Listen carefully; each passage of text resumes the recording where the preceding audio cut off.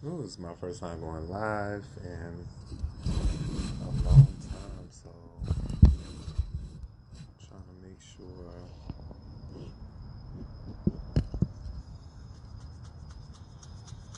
How did I get it to stand up like this?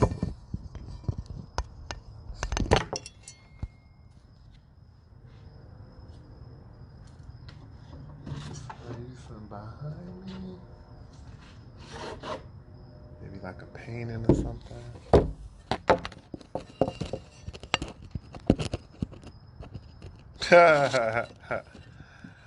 Trying to find something to make my phone stand up because this one is too tilted.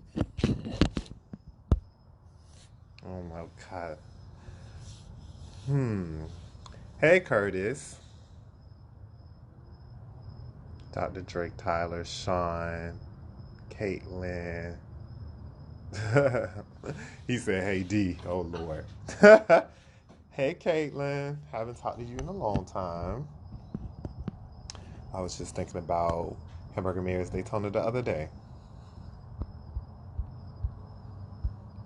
All right, so just waiting for a little bit of more people to come in here since a lot of people were concerned about me. Love you too, Caitlin.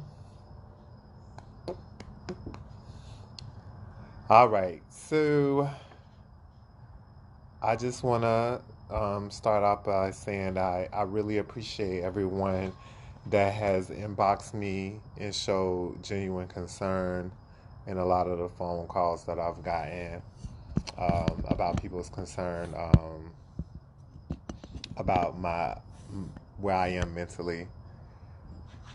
Uh, because I do think that last night, well, I'm not even going to say last night, I think that I have not been really in a good space in a long time. So I do want to say thank you to everyone for reaching out to me in their inboxes um, and their phone calls. But I want to start off by saying that I do apologize. Um, I want to start off this video by saying I apologize to people like Dominique Chappelle, um, Mocha Montrese, people like Victoria Lace, well, especially Mocha, Dominique Sanchez. I definitely want to. What's up, Brandon? I definitely want to start off the video by apologizing to Mocha Montrese because it's funny how life finds you into situations and you can like judge people and not know their story. So I do want to start off this live by apologizing to Mocha Montrese. And I know y'all are like, why is he apologizing to Mocha Montrese? Then him and Mocha have like, hey Uni. I know they're probably like the hey Tamisha. Hey Josh, long time. I know they're probably like, did him and Mocha have a problem? No, actually, I don't even know Mocha personally. But I think the reason why I think it's important for me to say that I apologize to Mocha because before I knew her, um, when I was probably like 17, 18 years old, going to Orlando and dancing in everyone's talent, um, it was the general consensus that I used to always hear is that, oh, she don't deal with black people.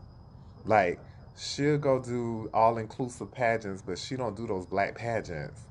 And I used to be like, you know, I was at the time, I was at a HBCU, I was going to FAMU. So I was very pro black. Not saying I was anti white, but I was very pro black. FAMU taught me actually a lot about my culture. So in that time, I was like, I love my black people. Like, how dare she say she don't do pageants? How dare she say she don't do black pageants? I love black people. Um, I think it's not until I start feeling probably the way that she felt for a long time that I started to understand her. And maybe her reason is why it took her years to return. Because it's nothing like not being accepted by your own people. And I remember just coming up in life, and my parents, I come from like a very, like, my mom is very like me. She's like always smiling, always loving, always giving you hugs and always giving you kisses and stuff. And so therefore I always, my mom and I are very close. And I always kind of wanted a relationship like kind of like my parents. I grew up with both of my parents, and so therefore I saw a lot of flowers, gifts, appreciation for each other and loving.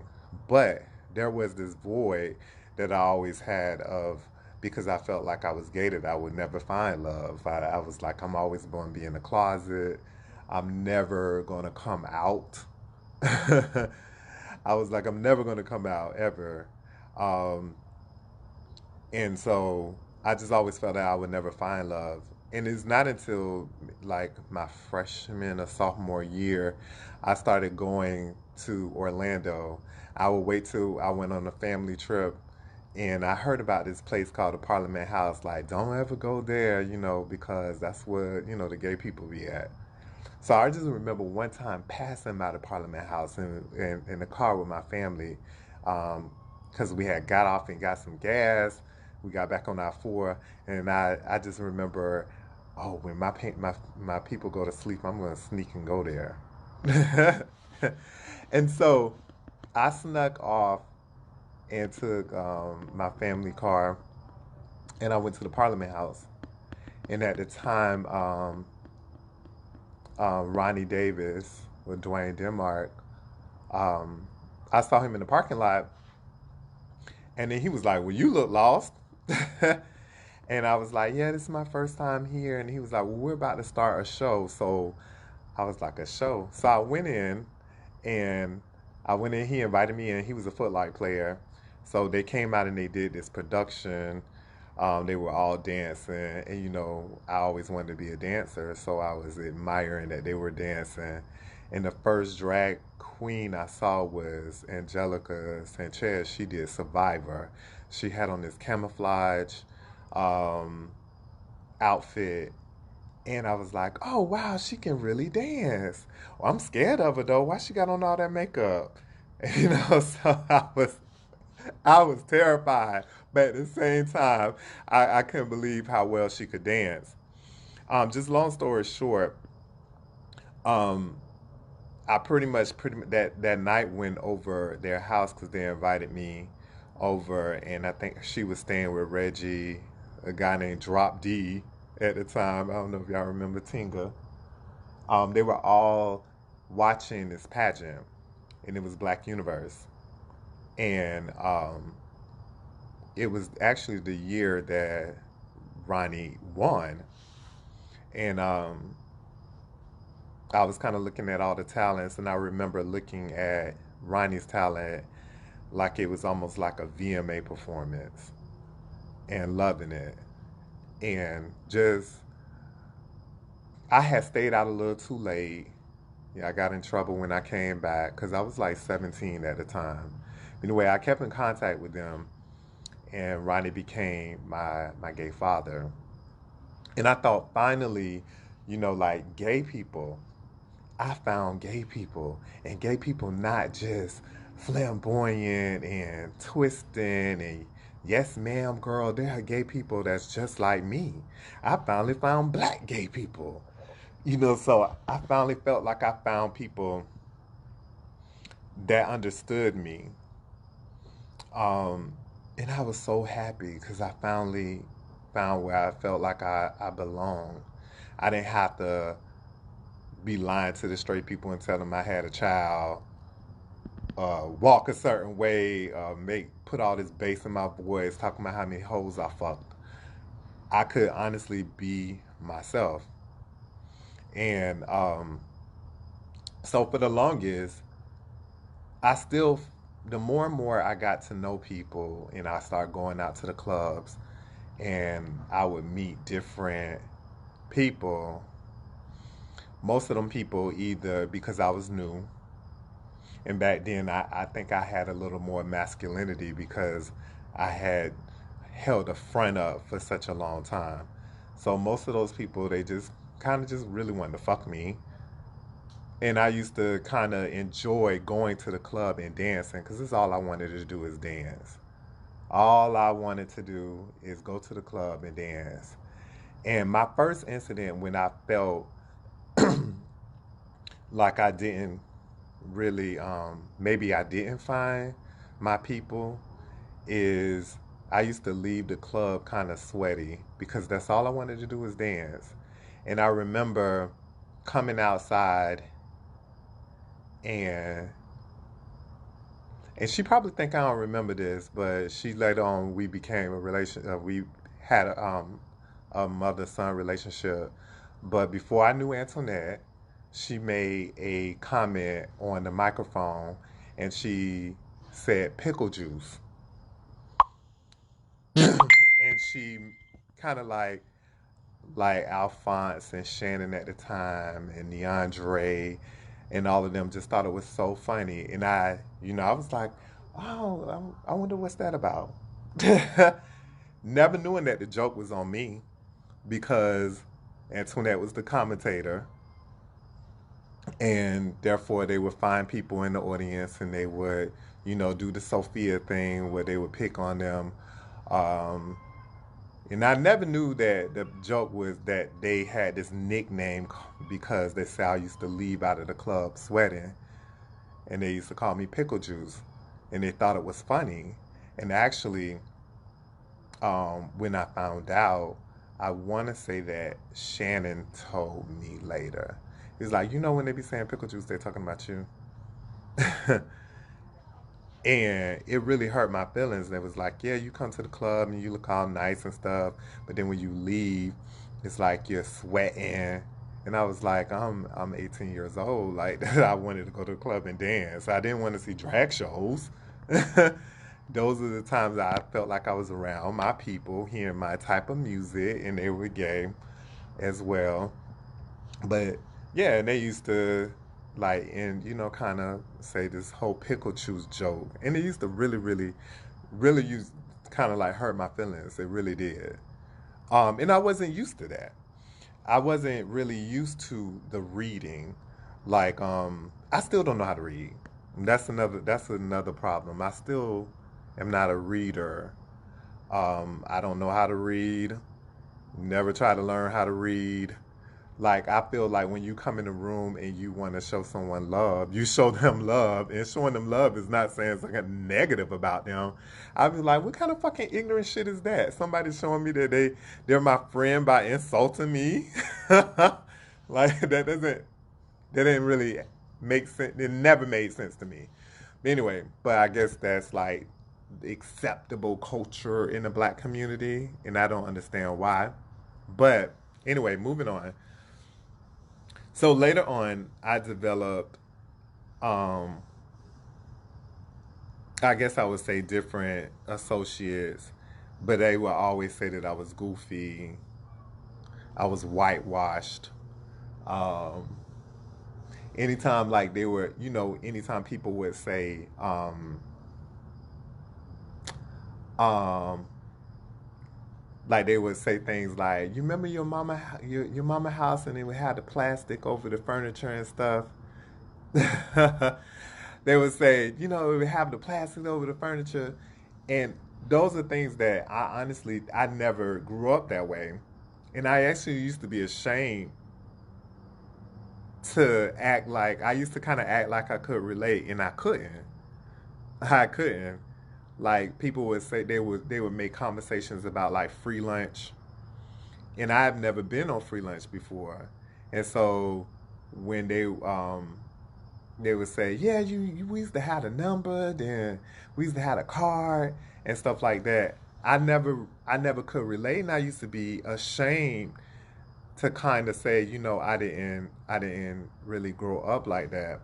And so I noticed that people were always like I guess you would say try me, because I was always laughing and goofy, and then I kind of got fed up with it, and I started retaliating with violence because I noticed that different people in our community, like Booty, and I'm not gonna lie, like Alphonse, and I'm like, I know I'm probably gonna get a lot of flack for name dropping, but I would see those people would fight, but those people would still also respect it. So I was like, well, people don't respect me. They call me pickle juice. They say I'm corny and goofy. So maybe I gotta fight a bitch. The next person that say something to me, maybe I need a fight. And then I became on this road of violence because I felt like that's the only time that I was really heard or respected. Um, or people even hear my side of things. And I knew in my heart, like even I posted a picture with me and Kiera now. And me and Kiera actually had a physical altercation. And even today, somebody just inboxed me like it was funny. Ain't that the same bitch you bust in the face? Those are not things that I'm proud of. You know, I've never been, I never felt like I was proud of those things. I actually look at myself like I'm an idiot that I felt like I had to fight to get people respect. That I had to like get physical with people just for them to be like, oh, don't mess with him, don't read him. That that was my like way that I felt like I had to stop all the negativity that always came my way. And then so therefore I became labeled, and then I started doing pageants. I'm trying to. It's so much stuff to unveil. I don't want to be a part of that. But when I started doing pageants, and I looked at Black Universe, and I said, "Oh, you know what? I wanted to dance because I looked at Michael and Janet Jackson and people like Usher. So, but why they always getting on here and doing some Broadway shit?" And I said this the other day, like half of them probably ain't even been to Broadway. Why they? I thought this is y'all keep on saying the question and answer that this is the place where we were supposed to embrace our culture when the doors were shut on us at other places. That this is the safe haven. So why are we scared to do black music? Black black talents, black artists. Why are we scared to do it if this is supposed to be our safe haven? So I said, you know what? I'm gonna start doing pageants, and I'm gonna do people like Usher, and I'm never gonna be that sellout person, and I'm gonna like do all these like ethnic Alvin Ailey pieces and stuff. And so I got excited, and so as a newcomer, my first talent was Usher, and it got accepted. It got really great reviews. I did Black American Newcomer, and I know I'm skipping around a lot, but I'm going to the pageant thing now because I have a lot to unveil about me coming up with the fighting thing. So when I did Black American Newcomer, um, I think that was the first time I ever did a pageant. Well, that was the first time I did a pageant, but I think that's the first time I ever felt like my black people honestly accepted me. The same group of people for years that I ran to for acceptance, me doing that pageant and doing good at it was the first time that I probably even heard a compliment from one of them without them like reading me. So I got kind of bit with that bug, like, oh, oh, okay, okay, oh. I know I love the dance and I love the stage, but that was my first time that I felt like those same people that I wanted to be validated from. Now I'm gonna say validated because I'm being honest right now, and I feel like when you, now that I'm older, of course, but at the ages of like 18, 19, 20, yes, I did want to be validated by my peers. And So I said, oh, wow, I got to do pageants. The next pageant I did was Duval Newcomer. And and like I got to keep it real to get this off my chest. But I definitely was cheated Duval Newcomer. At the time, question and answer was not really a newcomer thing. They only had presentation, talent, sportswear, and formal wear, and it actually was rescheduled. So this is the second time that we was doing it. But so question and answer wasn't in um, it wasn't in category. And I remember after the second, I did presentation and I did talent. And after talent, it was time for sportswear, and was everybody was like, we were all dressed and ready, but none of the judges were at the judges table. And like I said, I know this is going to offend a lot of people, but I got to tell my truth. None of the judges were at the judges panel, and Natasha was the commentator, and she was like, "Ooh, I smell mess." Even though she was like joking, she was for real. And so they came back to the table, and then we went on with the pageant. And then after the last category, which was formal wear, we're supposed to be getting ready for crowning. The judges in another meeting. They're in another meeting. And I'm sitting up there like, what is going on? So they came to us and they said, we have two-way ties. And Marlon, God bless the day, he says it's on the microphone. We have two-way ties. So contestant number 1 and 2 and number 4 and 5 will be doing question and answer. Rick Finn came back there and in the back. So contestants 1 and 2 and 4 and 5 went to the little soundproof booth or whatever. And Rick said, why all of them not back there? Because I was contestant number 3. I was the only person that went back there. It was only 5 of us. And he was like, because he not in the tie. And they breaking the ties between contestant 1 and 2. He said, well, I want all of them to answer the question. Okay. So we went out there, we answered the question, and I'll never forget it. This is the only question I'll probably never ever forget in my life. It said, if you don't win tonight, who beat you? This is my second pageant. So I was like, I think Davon Diamond, because he's been doing pageants a little longer than me. And so he's probably a little more experienced, just being like stupid ass, like I don't know these riddles and rhymes that you're supposed to say, you beat yourself and all that kind of stuff. Just being pure, innocently a newcomer. So at the end of the night, Davon won. I got first. And Azario, who is now Shaylani, got second runner up. And so on the way home, everybody kept on saying, how is that so? How how is contestant 1 and 2 was tied and 4 and 5 was tied? How did Davon win? Romell get first and Azario get second? That doesn't add up.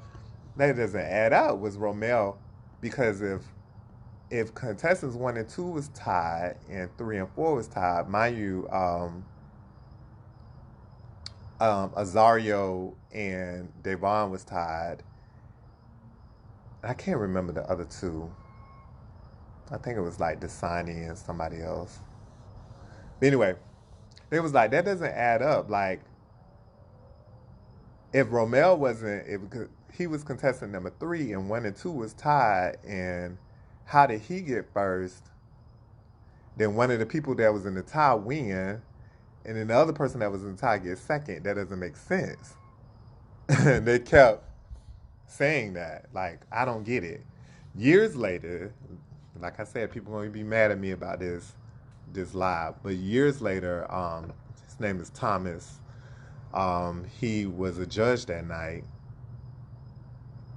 Um, Natasha said this to me years later too.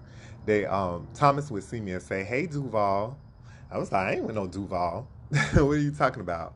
He was like, "Hey Duval." He was like, "Well, they don't let me judge no more anyway, so I'm gonna just tell the truth.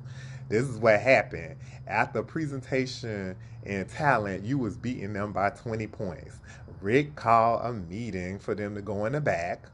And they was like, y'all are not being fair. Y'all are from Orlando and y'all want him to win. And y'all not being fair. Y'all need to, and mind you, now after he said it, it made sense because when they called out the categories, I won presentation and talent. So I was like, oh, he not lying. He was like, so you was winning by 20 points. And they said after formal where you won the pageant. And they said Rick and Marlon did not want you to win their pageant.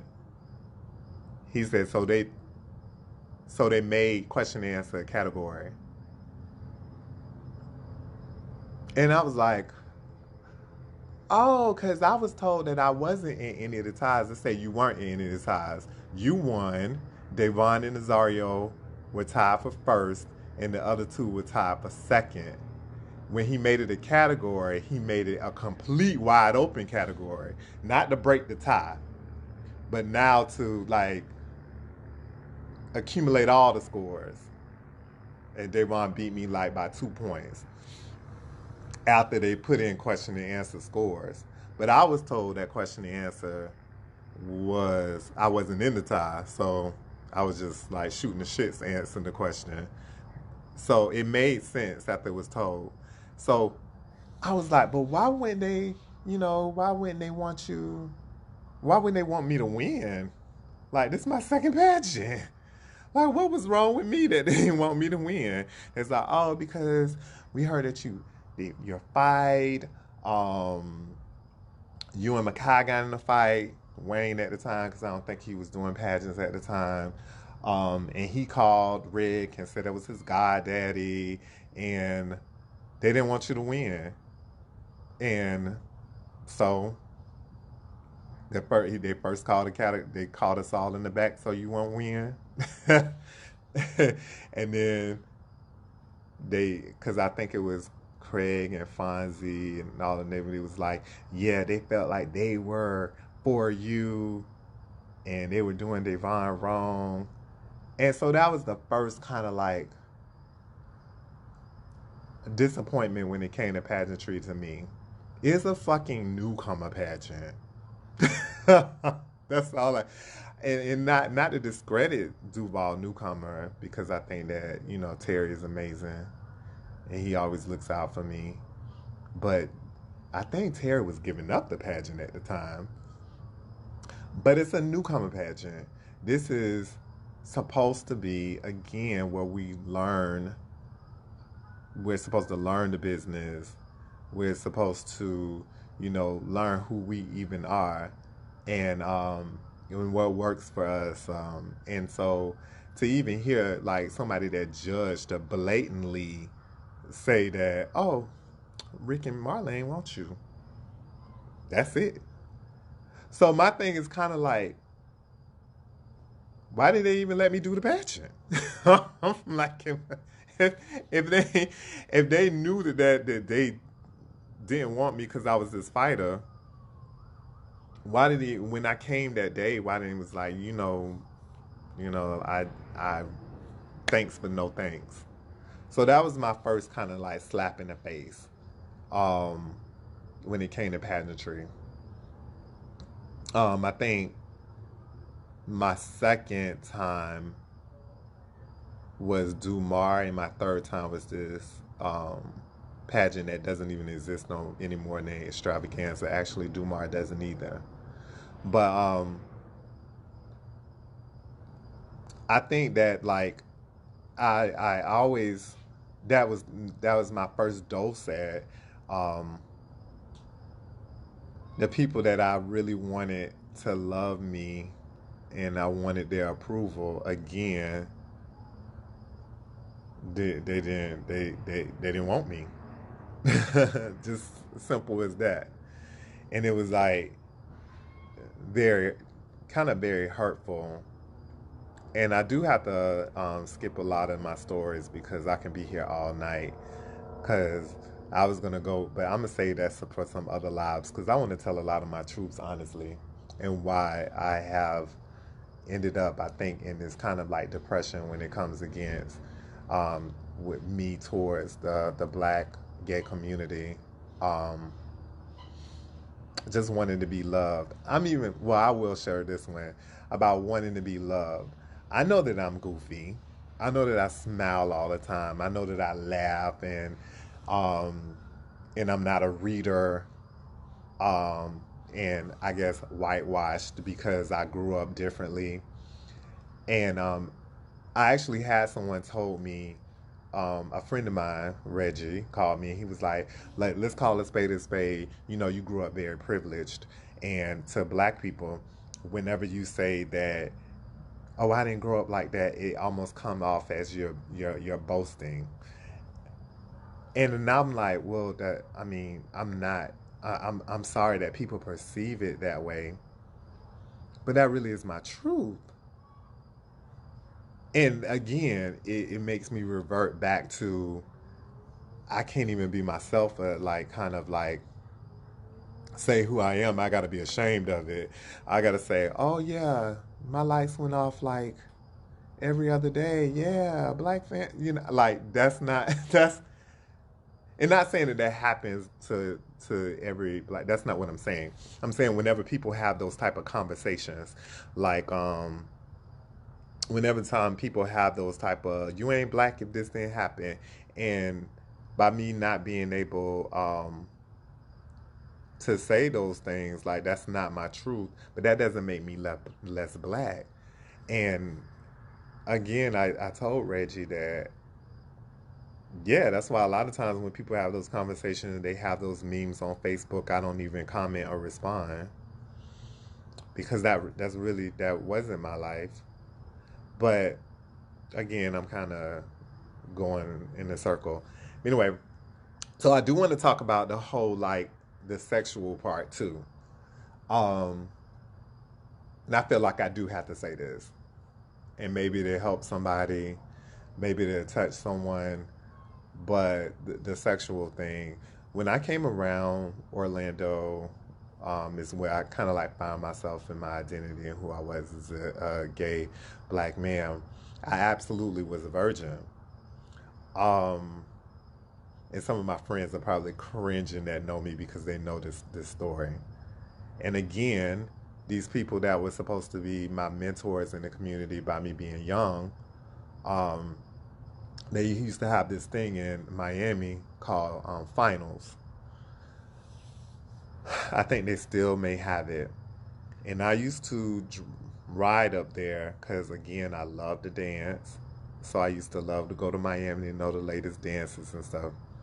And so I went to finals with, um, I don't want to say their name, but I went to finals with somebody hit me up. They say I'm alive. Anyway, so I went to finals, and I guess by me not being from down south, I was kind of like a newer face again. Shit, I got this. Let me turn this back around. Oh. So I was kind of like a newer face. Um, I see a lot of people looking. I didn't even see all of these comments. Wow, I'm like waving at people. So this guy that was there. I know his name, but I don't. I kind of don't want to give him power right now. Um, he was very popular in Miami, and he was showing me like a lot of attention. Um, he kissed me on the dance floor and stuff, and I was kind of like, wow, like cause when I came around, people would want to fuck or like they would hit me up like secretly and stuff, but never nobody ever wanted to like date me publicly, and that's the truth. I'm gonna talk about that later too. So he like kissed me in front of everybody, and it was like this popular guy that everybody like desired or respected or whatever. Um, so the person that I was with, without me knowing, we went to the hotel. We went to the hotel because we were staying over in anyway. But the person I was with invited the guy to the hotel. What's up, Giovanni? And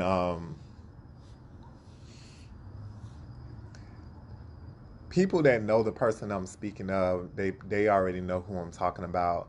But they are a very sexual person, and they think that sex. They're not ashamed of talking about sex. Like they talk about it amongst their friends. They make jokes about it. So they're very sexual.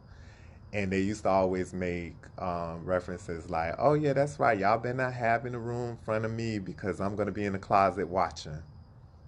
So this person says this stuff like this all the time.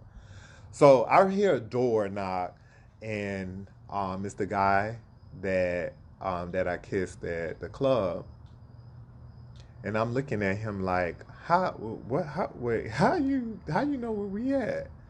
Like how you know the room number and stuff? And he was like, your friend invited me, and I was like, oh, okay. And it was like, yeah, we know each other. Whatever. So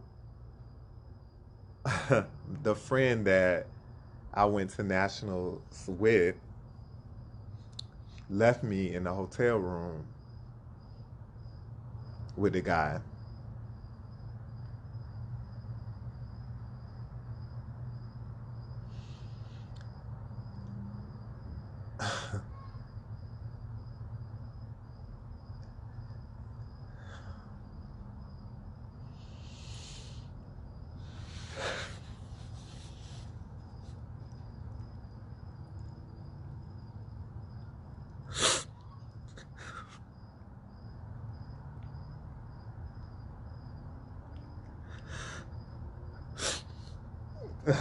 I'm sorry, y'all. And he took advantage of me,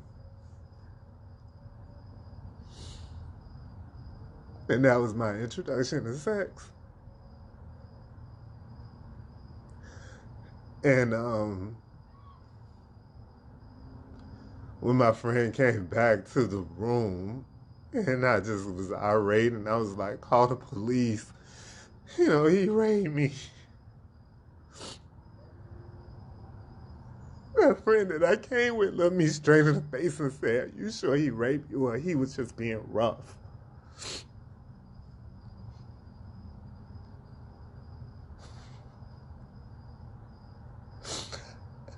And I just can't.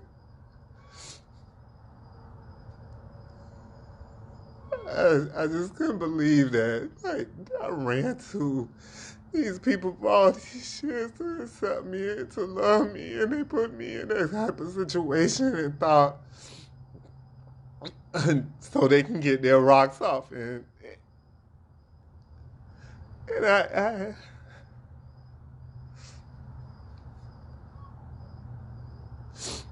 and to this day, that person still has not,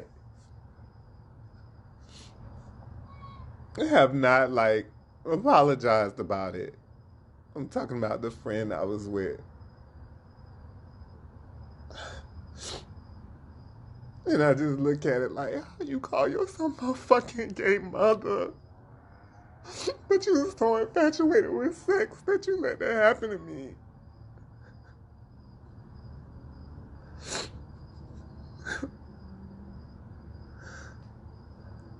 But, so that was my introduction into intimacy.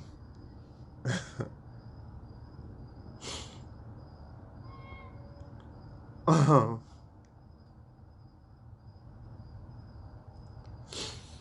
um,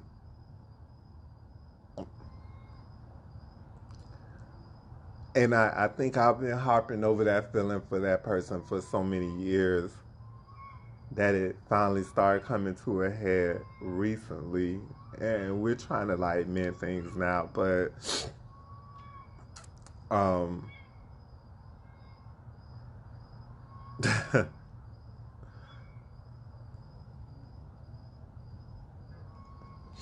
anyway, I just want to get over that story.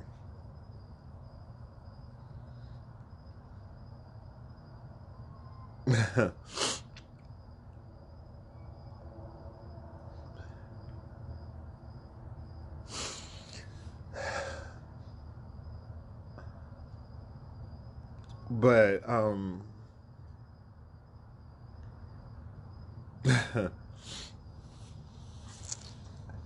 so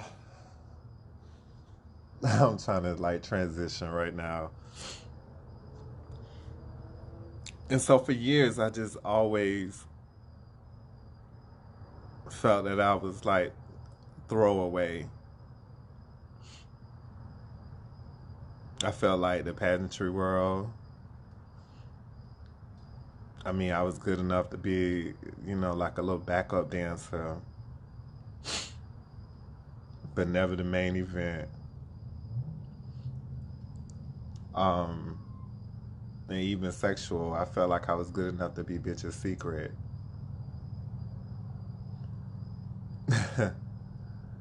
But never their boyfriend.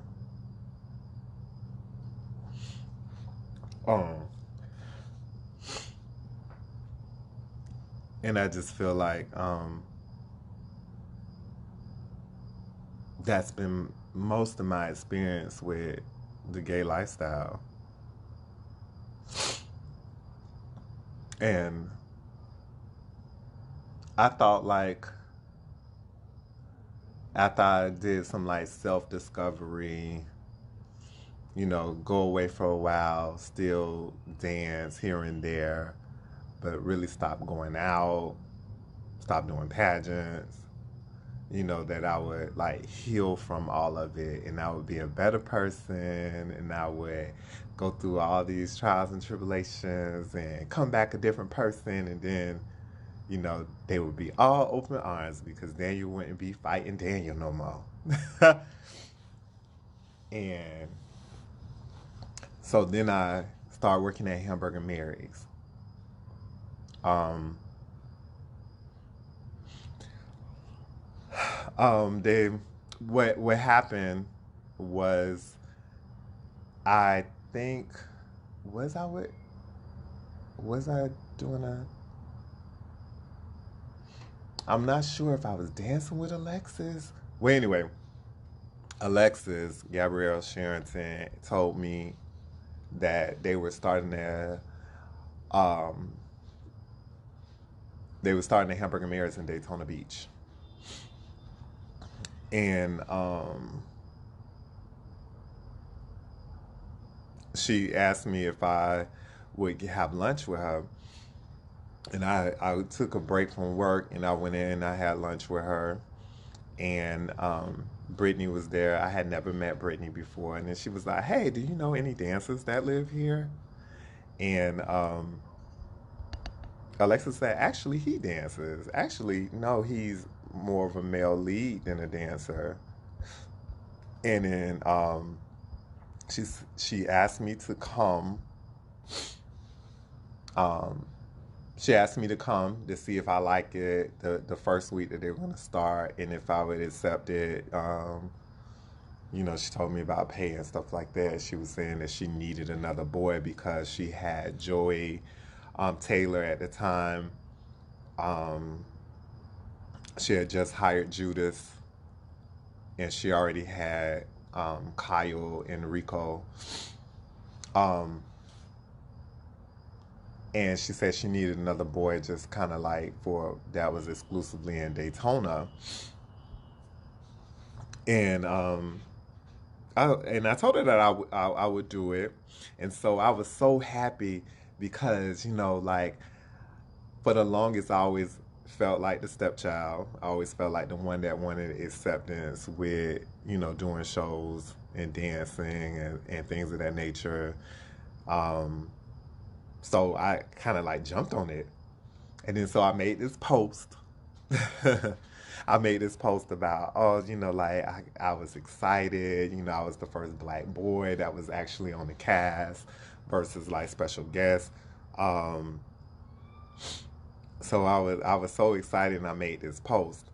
And at the time, Rayshawn Montrese was a special guest. And I brought my parents there and I went backstage and I saw the post that I made, and I saw Rayshawn looking at it, and he was dating Bobby at the time, and he was texting Bobby, and I was kind of like behind him because I was going to tell him that my mother really enjoyed his Michael Jackson, and I saw him like I could have sworn like I saw him write something derogatory, but I couldn't tell. And cause he was I wasn't trying to be nosy because they were a couple at the time. And I went back and I said, "Mama, I really like your Michael Jackson." And he was like, "Oh, thanks." And I can tell he kind of said it kind of like get away from me. And then I saw all these things on Facebook between, Bobby and Rayshawn was saying these very indirect posts, like things that make you go, hmm. And they were saying, like, why, like they was writing, like, why, why have McDonald's when you have gourmet right in front of you and stuff like that? And it, of course, me blind as fuck didn't know that they was talking about me. I didn't know they was talking about me, and so I called Bobby,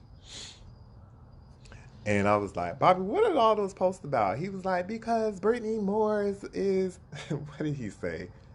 Brittany Moore is a user. uh, Brittany Moore is a user. She knows that me and Rayshawn date, and he was going to come and live in Orlando. He was gonna come move with me to Orlando, and he was supposed to get a job at Mary's, and like I was just like, okay, so why y'all indirectly kind of like shading me? Like I don't know nothing about that. And then it's just like, I know, but like it's just like we had planned all this stuff about him moving here, and he was supposed to be on the cast, but I talked to Brittany about it, and then she was like, well, a lot of people was upset with me that I took a chance on you because I had a lot of people that everybody else had titles that they pretty much hired. Like Joey and Judas had titles. They already had Kaya and Rico. And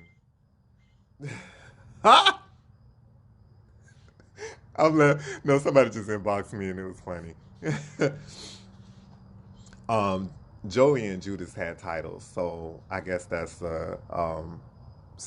she was pretty much saying that a lot of people kind of questioned what was their reason for going with me, and then she said that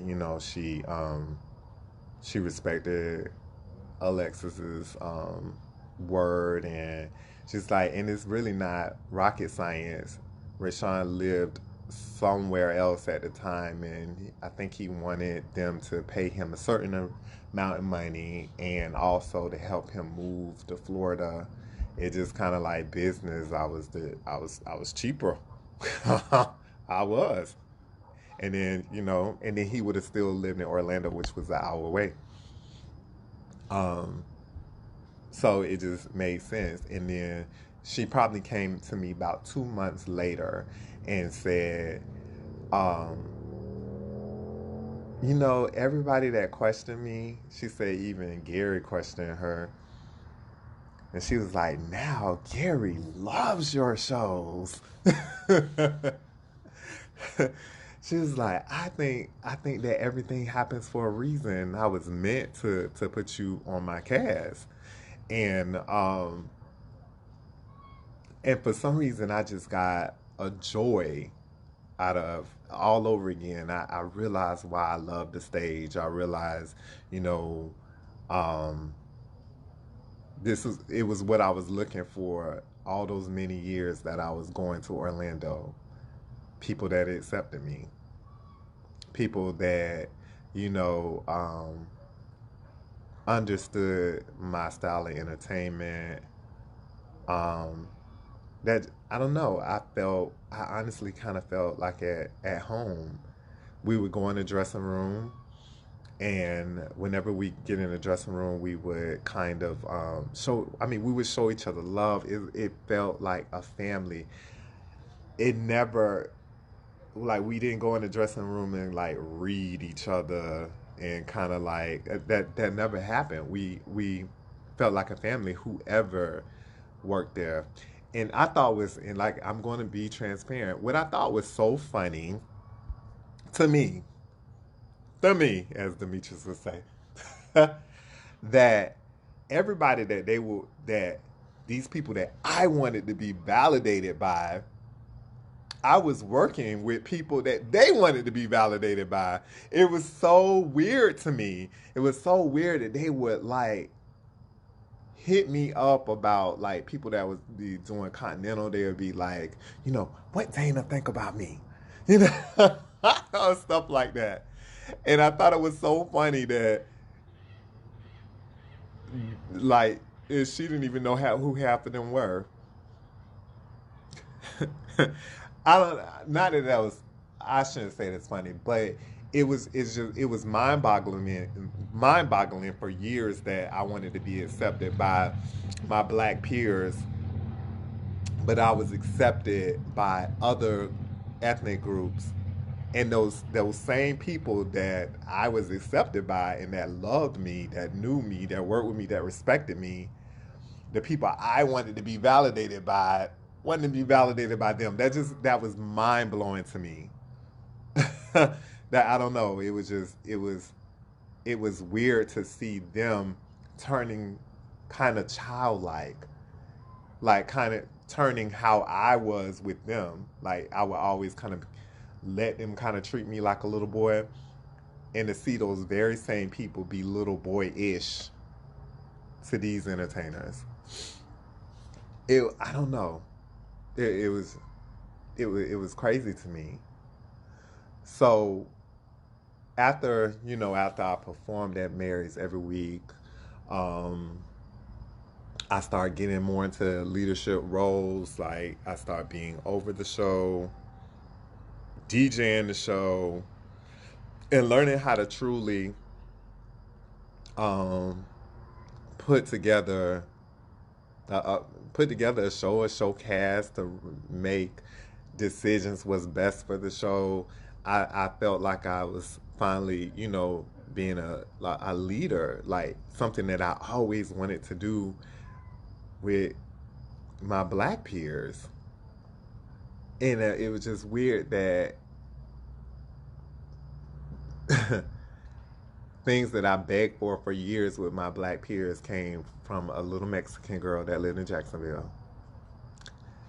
And that's why that I just I don't know. It's just I love you too, Darisa.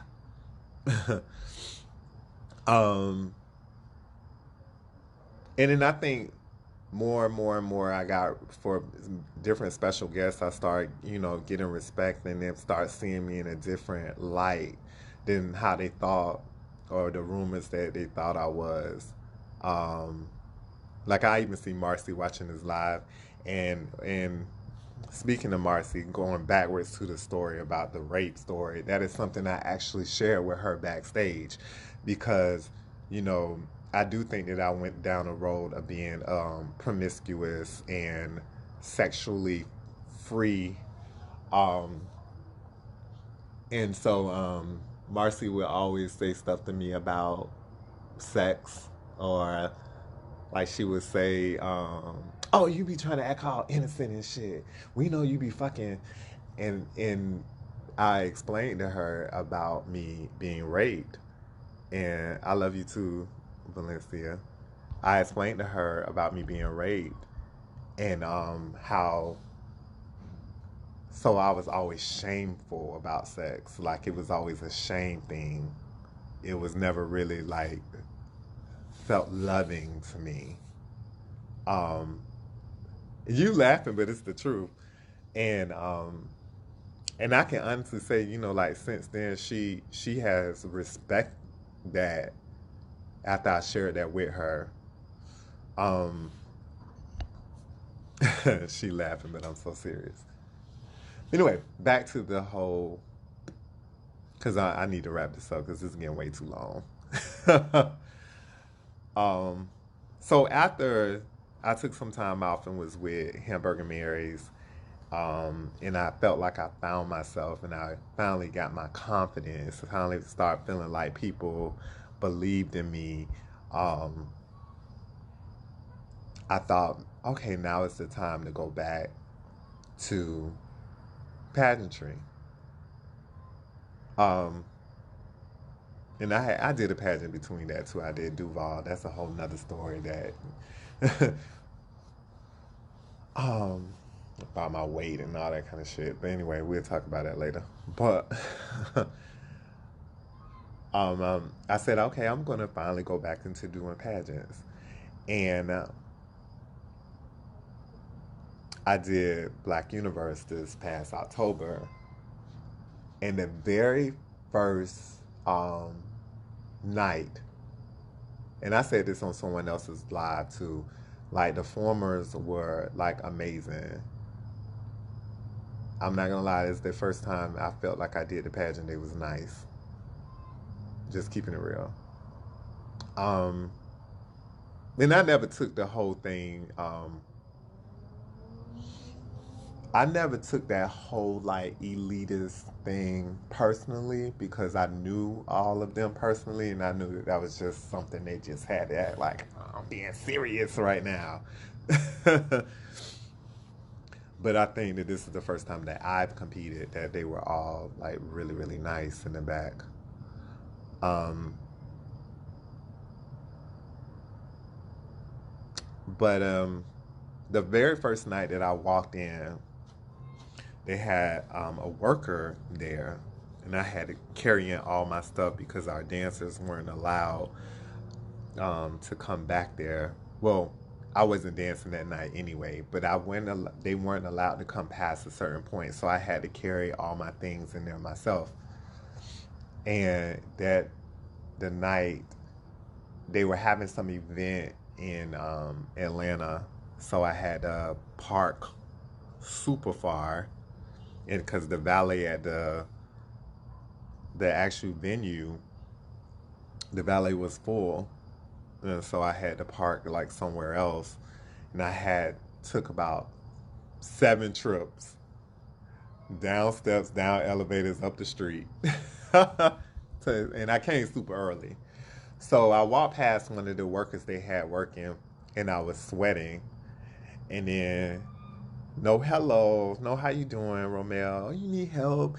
It was it was one of the workers. He said, "Oh, you need to stop sweating so hard. You're gonna sweat out your hairline." Back to this reading shit that I'm not used to no more. You know, like I wasn't used to that no more. Like I said, at Hamburger Mary's, I was used to being greeted with a hello. Um, or like, hey, Romell, give you a hug or whatever. So I was like, hairline? I said, I don't got no spray in my hairline. And it was like, well, I know you got something in your hair, Beijing something, cause I know your hair ain't that black as old as you are. Oh, here go this reading shit that I'm not used to no more. I was kind of like, oh wow, like that was kind of like my hello. And then I've already expressed on another live about the things that, Sophia said to me backstage. Um, After I did talent, she was like, oh, Queen B, your talent was amazing. Like as a read, like she was the only good thing that was good in my talent. Even though she was in it for literally 45 seconds. But I guess that 45 seconds was an impact. It's a good thing. Um, Um, and also she put an iron up to my face and said it's the bust of wrinkles out your face and made me the butt of the joke. And all I could think about is pickle juice. All I could think about is me coming from dancing at the club and the joke being on me, being we called pickle juice all over again. So after I did Universe, I just kind of noticed every time that I would come out, my friends and stuff would like kind of that would clap, but as far as like the audience, um, they would just stare at me. Even in my talent, they didn't start clapping until like the people up front, I should say, they didn't really start clapping until Queen Bee came out in my talent. And I'm not saying that they're supposed to or obligated to, but it took me back to those feelings like it just kind of like took me, I don't know, back to I was used to like coming out at Hamburger Mary's, and no matter because at Hamburger Mary's, the straight people they don't know who you are in the community. It's not about popularity. It's not about you having all these titles. It's are they entertained or they not. It's not like this is my friend. Because they don't know none of us. Actually, when they be sitting there saying all those titles on we be sending them to her, announcing all those titles, they be like, okay, and what is that? But they purely clap and applaud off of who entertains them. And I'm not saying that um, I should have been clapped for, but it was kind of like when I came out and I would get kind of like crickets. um, it kind of took me back to that feeling. Like I actually text my friend. Like I say, I'm being transparent. I'm not. I text my friend Demetrius, and I was like, "What am I doing wrong? Why people don't like me?"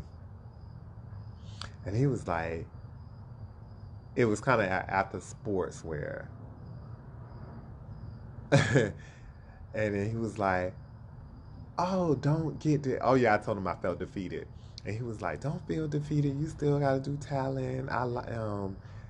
Like giving me this pep talk. So my talent, I was actually kind of going through the motions.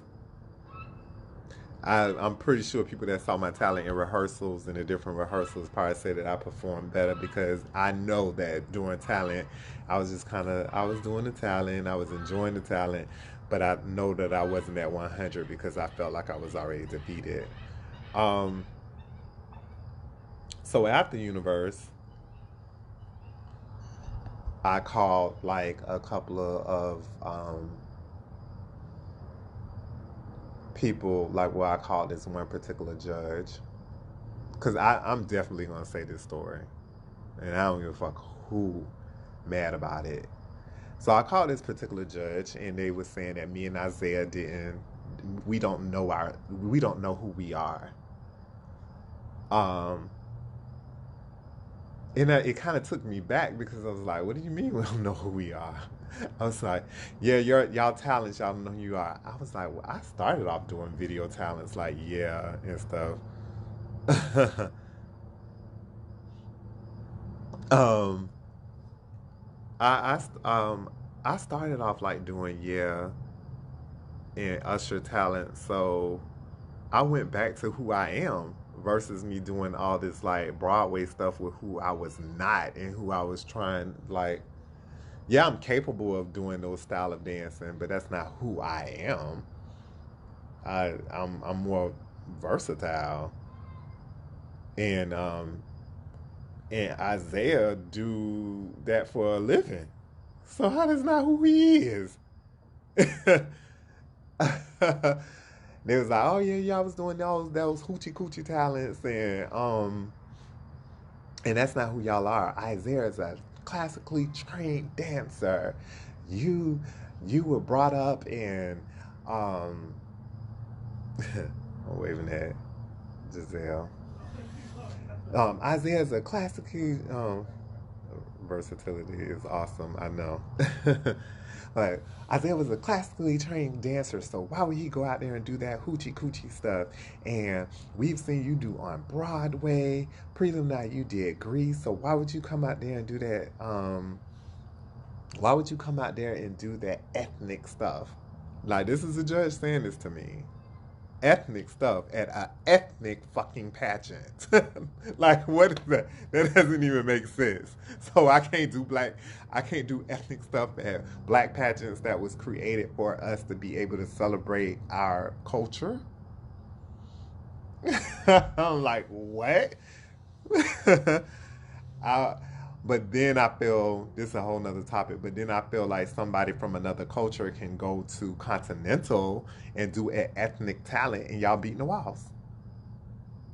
Y'all love it. Y'all, oh my god. I mean, even say Queen Bee for instance. Queen Bee is Hispanic. She will go to Continental and do ethnic talent, and everybody will fucking love it and think it is amazing. And but say that Shaquisha Jenkins go up there and do it, the black people would say that she was ghetto, and I don't understand that. So I just didn't I don't understand. I didn't understand when they was telling like well this one particular judge was telling me that I need to do things that are more me like Broadway and the Grease, and it was like you're more of a crossover person. You're kind of more crossover. You see, like even your Versace sportswear, it looked like you trying. You need to do something like prep. Like prep. Just think of Carlton Banks doing sportswear. That's who you are. And I was kind of like, is that who I am? Or that's who you perceive me to be? Like, or that's who you want me to be? Or like, it just kind of got very frustrating. so, so basically, I come to the black pageant because I love black people. I love my black culture, and I know that I'm black. But y'all want me to come over here and be white. I didn't understand that. But y'all want me to come over here and do stuff that like I don't know. I don't. Well, I shouldn't say white, but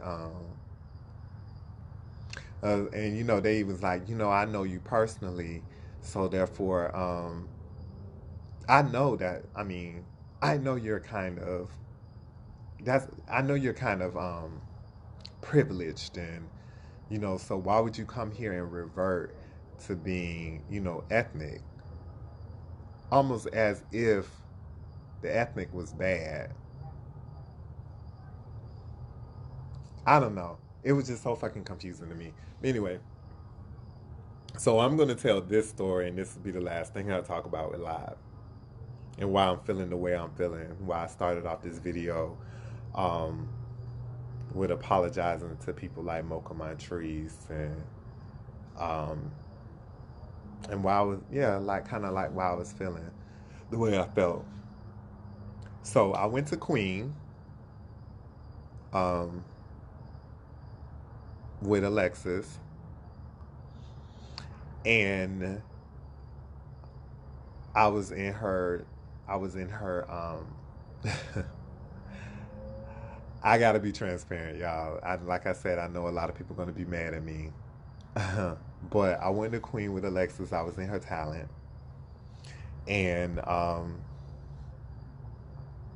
even though I had to pick myself up from Black Universe because I really was, a little upset with the outcome of it, especially like dealing with the situations in my presentation. Um, I went through a lot with my presentation, but that's a whole nother. Somebody said, I could never. You could never weigh. But anyway, so I went to Queen with Alexis. I was in her talent. Um, I being the like being able to be like over the shows and stuff with Hamburger Marys, and this is the last story I'm gonna tell you, but it's like the doozy, and it's the reason why I think I'm in my space that I am right now. Um, she was explaining to me that the group of people that she was taking, she had never really worked with them before, and she felt like um, this go around doing the pageant that everybody wasn't invested in her doing the pageant like usual. She was like, I know this is my last pageant because like nobody else helping me. And it, the same person who had 5 benefit shows. But anyway, she said that she felt like the group of people, this was they weren't um familiar with how she is with pageants. She was like, you're gonna have to tell them that I'm serious when it comes to pageants, and I know I'm probably gonna hurt a lot of feelings. And so I said, you know what? Why don't we do this? Because this is what I did with Black Universe. Um, I made an itinerary of what we were gonna do, like where they needed to be, like when we were gonna have rehearsals, when we were gonna eat, when they had free time, when the pageant started, when they had to be there. I said I'll go ahead up and make an itinerary, so there'll be, everybody will know where they are, because I think communication is always the reason why people. Um,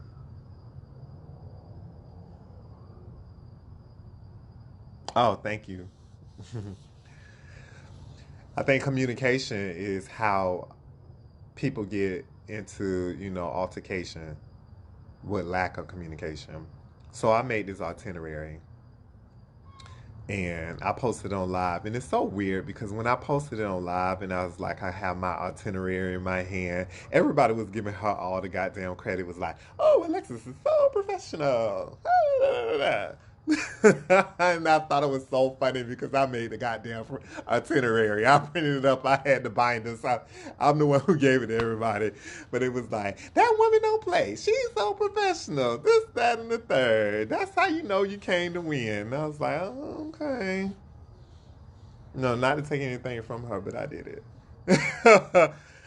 But so I passed out the itineraries, and then she has this one child. His name is Derek. Before we left, Derek and Elgin, um, and myself, we were the older ones of the group that was going with them.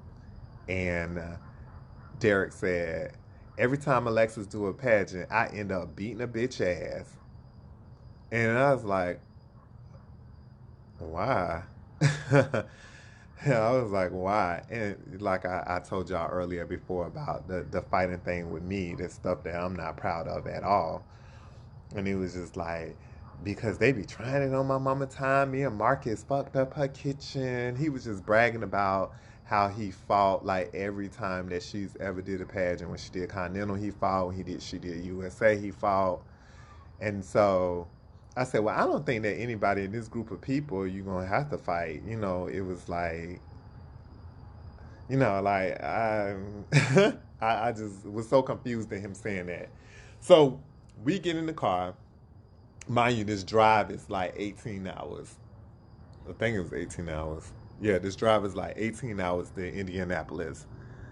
Um, Everybody had their chargers. We were in this shuttle van. Everybody had their chargers at the front. I was sitting next to Miss Georgia in the second seat. Derek was driving and Alexis was in the passenger seat. So everybody is like passing me their phones to plug up, like they're passing me because I'm, Miss Georgia's Miss Georgia, so they're not gonna disturb Miss Georgia sleeping. So they're like behind me in this passenger van, like plugging up their phone. Now this particular phone was Elgin's phone, and it was an iPhone, and the iPhone charger, because they had every phone charger in the front, and people was just taking turns. This particular iPhone, it was an iPhone charger, and the charger was next to Derek. Derek was driving. So I say to Derek, can you plug up this phone? And then he was like, don't you see I'm driving?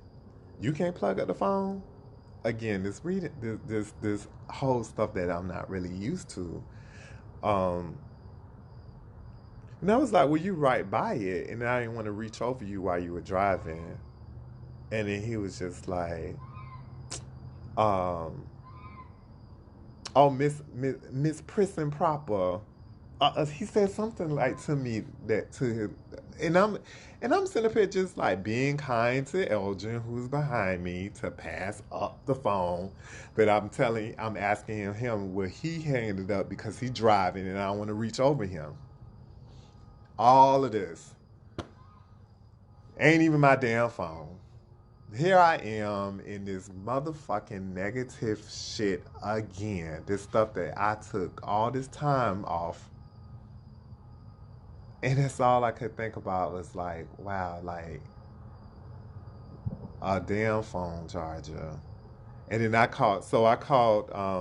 was like, okay, Peter Pan. He said, what the fuck is this supposed to mean? I said, the boy that never grew up. And then so we stop at a rest area, and Alexis is like, you really like got under Derek's skin by saying that because I always say to him that he need to grow up. And so by you saying it, either he probably think that I said something to you about it, and you kind of called him out on it. The rest of the trip, um, Derek, I wake up in the morning. Mind you, I don't get a room. Let me go on to this again. Mind you, we have this 2-story house. We have a 2-story house. I have the itinerary. Tasha Long, Marissa, and Tasha were in the talent as well. They didn't come up with us. Tasha and Tasha were on the same flight, and Marissa was on another flight. So I'm the person with the itinerary, so I'm running rehearsal. Alexis is upstairs. I know she was working on a cake for her talent. That's a whole nother story. Because Alexis Toujor was supposed to make her cake. Because Alexis Sherrington helped Alexis Toujor for Universe. Like I said, I'm finna make a lot of people mad. But Alexis Sherrington helped Alexander, because I don't want to be disrespectful, for Universe. And in return, Alexander was supposed to beat Alexis' talent costume. He took a picture of him putting it in a box. He said that the confirmation, like, it was just this whole drama. I'm not gonna put out their business, but anyway, so the coat never came. So Alexis Sherrington used some of the things from my original presentation from Universe, because I had like bought all this stuff for my original presentation that I was supposed to do. So she took a lot of the supplies and she made a coat for her talent. She made it there in Indianapolis because Alexander never sent the coat, the person that she helped for the pageant, over me. But anyway, that was a little petty. But so you had to, the person that you didn't help, you had to use their stuff to put on your coat. But anyway, so So we get in the house, and while everybody is picking out, because I had the itinerary, so I gotta go get Marissa, I gotta go get Tasha from the airport, back and forth, back and forth. I'm going back and forth. The airport like 20 minutes away, 20 minutes there and 20 minutes back. So while I'm doing that, everybody gets to pick out their rooms. I don't have a room. I had to sleep in the living room. Didn't have no room because everybody, they got to pick it out before me. I mean, it was a big house, and I didn't really mind sleeping in the living room because I felt like I was busy anyway because I was like running the rehearsals and running the people where they needed to go, being chauffeur. So I slept in the living room. I woke up that next day. Mind you, I don't have a room. I woke up that next day to brush my teeth. And Dixie, Dela Cruz, and Derek were already awake and they were in the kitchen. And I had on one of those shirts. They was like a long shirt that kind of like hit your knee. And they were like, "You need to put on some clothes." And I was like, "I'm covered. What are y'all talking about?" I mean, that was my good morning. That was my good morning. My don't got no room, so what was I supposed to get? Privacy? I don't know. But anyway, so I'm going to brush my teeth, and they was like, "Oh, you need to put on some clothes." I was like, "Oh, so it's a problem that I got on my pajamas, but Alexa's walking around here with her titties out." And they was like, "Well, she bought the Airbnb, so she can do that." I mean, it was just this same behavior all over again. So I kind of blew that one off. The next thing, I'm gonna say this: it just seemed like Derek, every 5 minutes, Derek has something negative to say to me. Elgin comes up to me later and says, "I think he's just kind of flirting with you." But that ain't how you flirt with somebody. I don't get it. The next thing was he asked me, we were at the pageant. He said, "Where is Jeffrey?" I was like, "Who is Jeffrey?" He was like, "Jeffrey." I was like, "I don't know who Jeffrey is." And he was like, "Never mind, never mind." And then he was like, "This bitch acting like that's why I can't stand that bitch. She be trying to act like he's so good." And then he's saying this all under his breath. And then Elgin was like, "What's wrong?" I said, "I don't know who the fuck Jeffrey is." And he was like, "Oh, that's Diari's real name."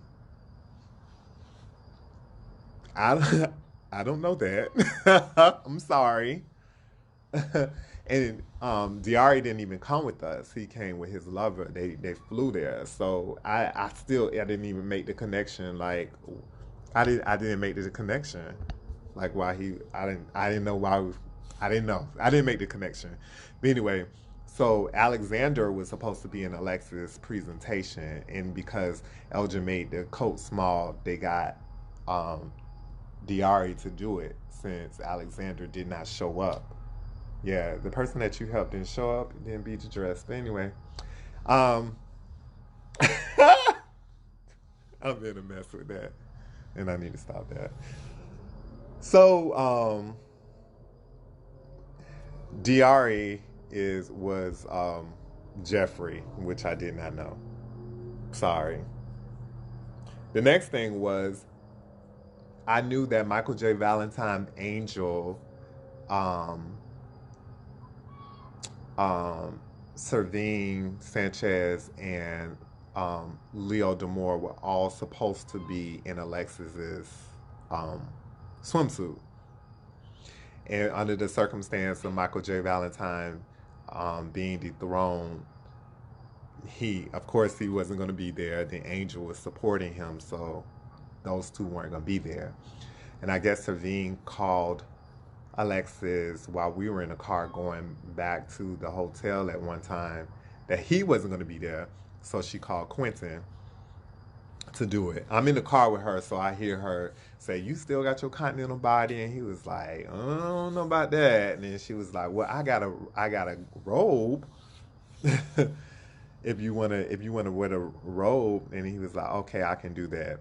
And she said, okay, so she tells me Leo would just get the trunks, Quentin would get the trunks and the robe. All right. So when we're at the pageant, I go get Leo and I go get Quentin. I'm the runner. I'm the runner like all weekend. I'm the runner. I'm the itinerary person. I'm doing rehearsals. I'm picking people up from the airport. I'm making sure that everybody got in the pageant, that their name was on the list. I'm the runner. Oh yeah, and I had to get Jennifer from the airport too. I forgot about that. So I went to the airport a couple of times. Um, hey Ricardo. And so I'm even talk about that too. Oh yeah, since Ricardo is on here, and I'm gonna go back to my story. Another part of my story, and like I said, I don't give a damn if they get mad about it. Was my presentation. Wait, I'm gonna keep that tight lipped. I'm gonna keep that tight lipped. What I was supposed to do for Universe, and it was given to somebody else by the person I told that I was doing it. But I'm gonna keep that tight lipped because that's kind of irrelevant. Anyway, he said Inside Edition, but so I looked at I went and got Leo and went and got Quentin and brought them backstage. And I went to go get their stuff. Mind you, I packed their stuff, so I know where their stuff is. I told you I'm the runner. So Derek is passing me. He said the boys' jackets are ironed and hanging up. And again, I was kind of like, what is he talking about? The boys' jackets? Like, what is he? What is he? Why does he keep saying stuff to me? Like, what? Is, the boys' jackets? I said, I know me and Elgin are wearing jackets in her talent. Like the boys' jackets. What the fuck is he talking about? And I kind of looked at him. I was like, I said, I have my jacket. And then he was like, no, the boys' jackets. And I said, yeah, me and Elgin's, right? And he was like, you know what? I'm getting fucking tired of you with this know-it-all shit and da da da da. The boys for her goddamn swimsuit. And I said to him, I said, oh, the robe that only one boy is wearing? He's like, jackets, robe, same thing. And so we kind of like exchanged words in the back. And I was like, you can't get mad at me because you sit up there, you're selling the boy's jacket and only one boy is wearing a robe. And then also, I don't even know why you would iron a robe. It's cloth. And then, anyway, so Elgin like talks to him and then he comes to me. He was like, just, ignore Derek. Derek, I don't know what's going on, like why Derek keep being at you. So I go to Alexis and I say something to her, and she was like, Derek just want to feel fucking important. It was like, I know you know what you're doing. That's why I put you in charge. Da da da da. So here's the end of my story. So we get in the car. Mind you, we have like a little dinner that night and all that kind of stuff. We get in the car, we drive 18 hours back to Jacksonville where my car was because I had to get out. Mind you, I had to go to work the next day. We got back around 3 o'clock in the morning. I had to get in my car and go back to Daytona, which is about an hour and 20 minutes from Jacksonville. So by the time I was going to get home, it was going to be like 4:30, and I only was going to get a little bit of sleep before I had to be to work at 9. So we're in the car. Miss Georgia said, "Can you drop me off at home before you get in, since you're going to the highway?" And I said, "Okay, you know." So I get Miss Georgia's bags and I'm putting them in my trunk. Derek, mind you, we've been in the car for 18 hours. Even after Alexis won, we was in the Airbnb like that whole day. Derek didn't say nothing to me. I didn't say anything to him. I actually thought maybe he was just like tension because of like maybe she was cussing him out. I don't know. So I'm getting Miss Georgia's bags and I'm putting them in the car. Derek follows me all the way to the car and says, "It's something you need to say to me? It's something you need to get off your chest?"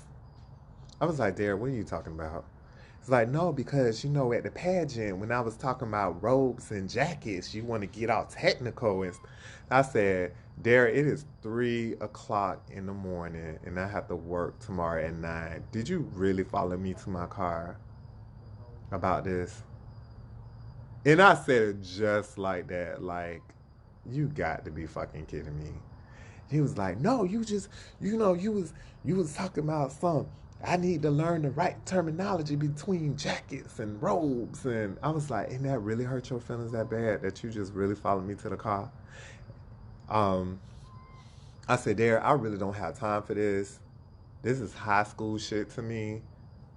And I got to go to work in the morning. Do you know this bitch hit me? He went back and he hit me. And he was trying to hit me in the face. But he hits me in the chest. And all I thought about when he hit me was, do I want to go to jail? Do I want to disrespect Alexa's house? Do I want to lose my job? Do I want my parents to have to bail me out? It flashed all through my head at that 1 second. And I put my phone down. Yeah. All right. See y'all later. See y'all tomorrow. I put my phone down because I was about to fight. But then I reeled it in. And I said, you know what? Like, I call him Peter Pan, saying the boy that never grew up. So I'm finna show him what grown people do. And I looked at him and I said, you know what? I'm gonna practice what I preach. I'm finna call the police. I'm laughing now. But so I'm laughing now, but it ain't really that funny. So I called the police. And I'm sitting up there like, wow, I'm calling the police. I'm used to fighting. I'm calling the police. I'm so proud of myself. I'm so proud of myself that I'm finally finna do the right thing after this long time. I call the police. The police get there. The Ming calls a Uber because he said he didn't want to be a witness. So Ming calls an Uber to take him home. Before the police got there, Giselle, not Giselle Harvey.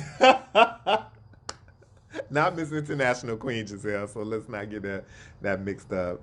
Giselle Alexandria Cliche. Before the police get there, she was like, yeah, I went and told Alexis how Derek had just hit you and you were calling the police. And she was all smiles, like when she was telling me, she was like, I couldn't believe he did that. Like, I went in the house and I told I told Alexis that he hit you and I called the police because Alexis was in the house. And you called the police and then Alexis looked at me like, he called the police. And he was like, yeah, the police coming. So the police get there. And they were like, where's the guy? And I said, he's in the house. They was like, do you live here? I told them the whole story. I told them about the whole pageant thing. So me and the police go up to Alexis' house, and Alexis like, just all like, Derek ain't here. Derek ain't here. You and the police can come all through my house. Derek ain't here. Like, just like, I was kind of shocked because, we have been, well, I thought we had been friends for so many years that she was going to at least kind of be like, Daniel, are you okay? I just got word that he hit you. She was like, Derek ain't here. She was up and told me, y'all can check in here and you can check in that Derek ain't here. So I was kind of like just looking at her like, kind of like shocked. And then, and so I looked at Giselle, and then I looked at Giselle, and I was like, the police officer said, you know, did you see the altercation? And she was like, um, no, I was standing. I saw them arguing, but I was standing like way back by the door, and I don't want to be involved. I don't want to be involved. I just saw them arguing. And I said, Giselle, you didn't see anything? I just don't want to be involved. I don't I don't want to be involved. I was like, Derek is not even your friend. You work with me at Hamburger Mary's, and you mean to tell me you're saying that you didn't see anything, that the police is here? And then the police asked Alexis, did she see anything? And she was like, no, I was in the house. I don't even know nothing about the fight. They just told me they was arguing. I said, Giselle, you just literally told me that you came in the house and told Alexis that you saw Derek hit me. And now Alexis and Giselle has came. They're both saying arguing. They're being very careful with their words to the police. They're like, yeah, yeah. I didn't even. I just knew that y'all were having an argument. And so I'm looking at this person that I looked up to for many many years, that always gave me this advice about not fighting and doing the right thing. Like, kind of take up from somebody that, mind you, this person that I helped the entire time we were in Indianapolis, and even before that, I was getting ready for university and still at her house assisting her. Um, that's a good question, Derek, because I don't even know. I don't even know. So the police is like, well, you know, without a witness, you know, and he's not here, without a witness and he's not here, we can't really fill out a report. So I look at Giselle one more time, like, so Giselle, you mean to tell me, just tell the truth. I'm not asking you to fabricate a story. I'm not asking you to take up for me. Just tell the truth. I just really don't want to be involved. And I don't know why, but Alexis kind of gave me this look. And I just became unhinged. I became unhinged, meaning I was like, don't fucking ever talk to me anymore. All these years you've been telling me not to fucking fight. I did all this shit for you at your pageant. All you think about is yourself. Um, I said, I feel so fucking betrayed by you. Cause that's what I felt. I felt so betrayed. I felt so betrayed. Like, I can't even explain it. Like,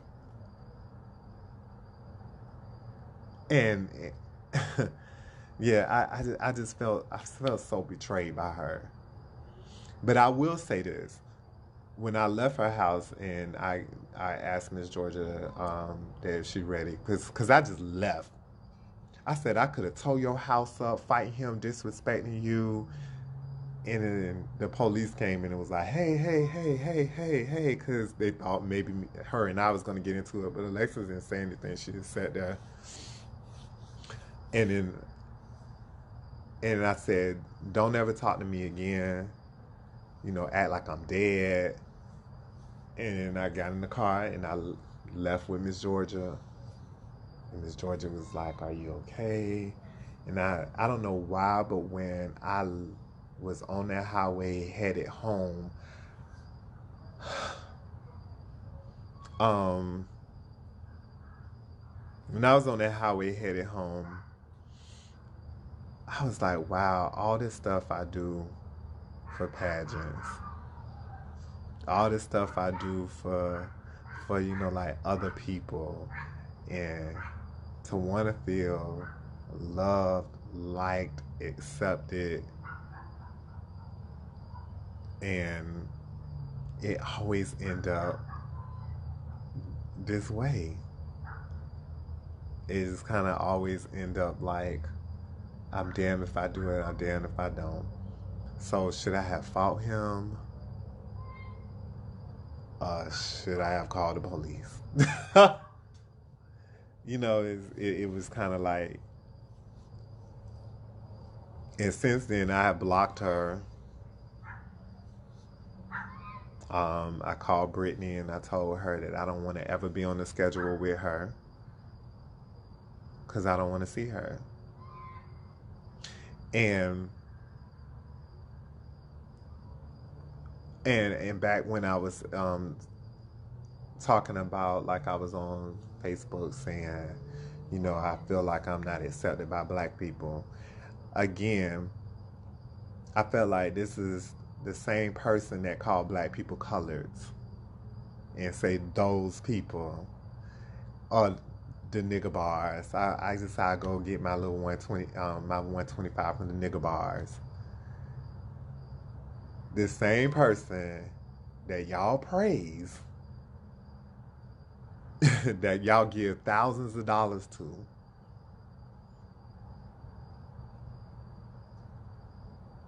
and I'm someone that kind of go hard for black people, but they, she call y'all colors, but y'all love her.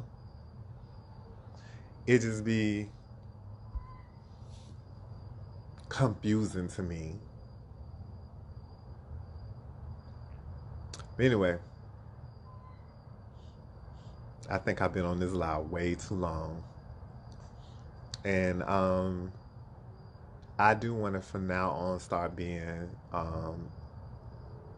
more transparent so people can really get to know me, that I probably don't get to talk to and I see in passing at pageants.